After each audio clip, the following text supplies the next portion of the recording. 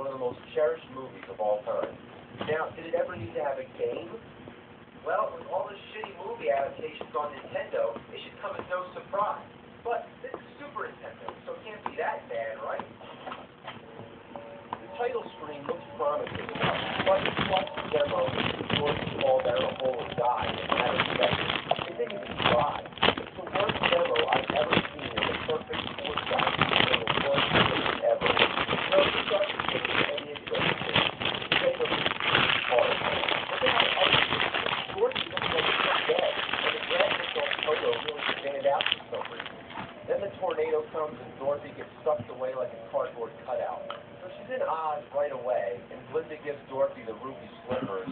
I always thought that was sketchy. Why does Glinda have such disregard for Dorothy's safety? Having the ruby slippers makes her the target of the Wicked Witch. It's not like Dorothy asked for the damn slippers. Also, why didn't she just tell her she could click her heels and go home right away? Fucking bitch. Oh my god, the witch has a bubble too? I don't remember that from the movie. Basic gist of the game, you gotta get through 4 countries, each consisting of 7 or 8 stages. You have to collect bricks and tickets along the way. The bricks are used for building a bridge from one country to the next, and the tickets are for entering the Emerald City at the end. There's also mini-games like Match the Picture and this word scrambler thing with Toto. Trust me, it sucks. But now on with the game. Let's start off with the enemy rundown. We got bloodthirsty blue birds, frogs, chattering teeth, pink soldiers, some weird-looking dude, flying elephants, which are supposed to be monkeys, a blobby blue guy, and killer chairs. Is this Wizard of Oz or Pee-wee's Playhouse? Then there's all these buzzsaws. Kind of violent, don't you think? Everything imaginable once he's dead. Even water faucets coming out of trees. Even the hands of a clock can kill you. Hold on, Judith! Watch out for the clock! Look! Oh! Then there's lemons dropping down. You know, like in the lyrics of Somewhere Over the Rainbow, the lemon drop? That's fucking desperate. My favorite's the cat cactus. That's creative, right? You get it? A cat cactus? There's even enemies that you can barely see, like this tiny mouse on the fence in the background. Like, are you kidding me? That doesn't even make sense from a perspective viewpoint. She's like standing in front of the fence. As far as trying to defend yourself from all this shit, you're screwed. Dorothy has 2 attacks, shooting magical items that she collects, or kicking. The only thing effective is shooting at things, but your ammo runs out extremely quick, and it's very rare to find more. In fact, only a few stages in the whole game have this ammo, which comes in the form of gems or stars. Can you imagine how annoying this is? Take, for example, Super Mario World, okay? Imagine if there were no mushrooms, fire flowers, or anything throughout most of the game. You had to go back to the first stage every time you need something. Is that fair? But let's face it, you're going to keep running out of ammo in the middle of the stage, so your main attack is a kick. It's all you have. Remember the scene from the movie where Dorothy kicked the shit out of a giant crow wearing a vest? Well, anyway, this kick is practically useless. Most enemies come from above. I mean, look, you can't kick while jumping either, which is really a problem. So in the air, you can't defend yourself. Unfortunately, you need to be in the air to jump your way through the game. She's carrying that fucking wand around. You wish you could just whack things with it, but no, just for decoration. What a joke. Most of the time, you're just constantly taking hits, hoping to have spare energy. Ugh, shit. Along the way, you meet the other classic Oz characters. Thankfully, you can play as all of them, switch and each of them have their own individual life bars, which makes it helpful. So when you lose energy, it doesn't affect the other characters, but their attack range doesn't improve much. The Scarecrow can use the pitchfork, which is okay, but you still can't attack while ducking or jumping. Now, Tin Man, what a miserable fuck. He raises the shittiness to a whole new level. He can't duck or jump at all. That fucking helps, right? Why not make a character in a platforming jumping game that can't jump? He's useless. A complete waste. And just to tease you, he's the only one who has 2 attacks. He can kick and use the axe. But what good is that if he's incapable of jumping? Now the line's the best, and here's why. I'm laughing with the line. I wouldn't have a good shit upset at the bar. Let's have peanut butter going shake. I like to wake my ass to the tail. That's not my dick, it's my tail. Shut up! Shut up! Shut up! Look, I'm gonna read this game. Well, what's your part right now?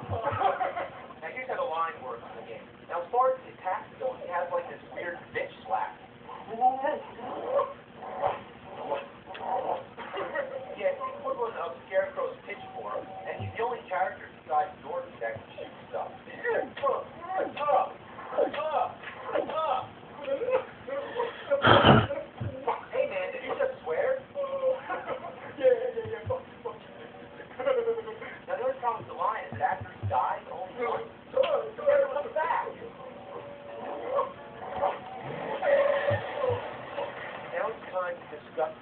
most fatal flaw. It's a glitch that defies all your gaming sensibilities. You fall through the platforms. No kidding. If you try to jump from an angle or land anywhere other than dead center, you're going through. Like, how in fuck hell do I miss jumping on something this big? I've never seen anything so ridiculous in my life. It makes the game virtually unplayable. A lot of times, I find myself rocking the D-pad back and forth to ensure that I land precisely where I want. And then sometimes, it still doesn't work. You just got to take your time. Plan each jump very carefully. Oh, I didn't know that was going to happen. So, no, you can't take your time. This is one of the hardest games I've ever played, but for all the wrong reasons.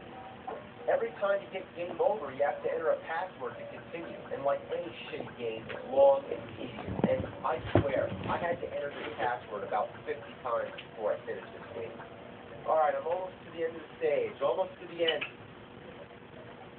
What? I died? Yeah, it doesn't matter if you reach the edge of the screen. You gotta be right on the arrow or above it. Have you ever seen a game be that picky? As long as I touch the right side of the screen, that should count. Another thing that pisses the shit out of me is that you can't jump down off ledges. Let's take a good game, for example. Yep, referring back to Contra again. If you push down and the jump button at the same time, you jump down. Simple, right? But no, you can't do that in this game. Why is that such a big deal? Well, here's an example. I'm going to get hurt by the green flame. See, I just got hit. It's too high to jump over, and it's too low to walk under. All I want to do is drop down the floor and walk underneath it. But the only way to do that is to walk all the way to the left, drop down, and now I can pass under. What a piece of shit. The layout of the game is absurd. The platforms are placed at complete random. Sometimes they're out of reach, and other times you can't distinguish between what you're allowed to jump on and what's decoration. So you just got to jump around at the scenery until you find somewhere you can land. Like right now, I'm completely stumped. I can't go anywhere. Oh, okay, I can't jump on this big bright yellow thing, but this half-hidden hourglass that's partially in the background I can. Toward the end of the game, you fight the Wicked Witch. Well, I don't have any ammo to shoot at her, and because she's up on the ledge, I can't hit her since there's no jump attack, which means Dorothy's out, and a fucking kick won't get us anywhere. And this seems like the only time when Kidman can come in handy. But what the hell? Why is it that when I stand close, the axe disappears? It's like you gotta stand in the right spot. Shit! Come on. Oh, it's a witch, it's a witch. She's a bitch, not a witch. Come on, you fucking green bitch. No. It smells like diarrhea in the hot sun. Yeah, no, show proof right up red. Fuck that bitch, fuck that bitch. Look at my ass. And shortly after the witch, you go in the Emerald City. Yeah, Emerald City, asshole. Yeah, it's the last stage in the game. Thank fucking God. And to navigate this place is confusing as all hell. Yeah, there's times when you're wandering around without any clue where to go. What's that green thing? That green, I don't know. Oh, that big emerald is a door? Yeah. Oh, yeah, sure, that's easy to figure out. Now, this is the last room in the game. About fucking time. All you gotta do is get the two keys up on the top two corners. Shut there. Now, what the fuck? I mean, how am I supposed to get under this flame? No, fuck it.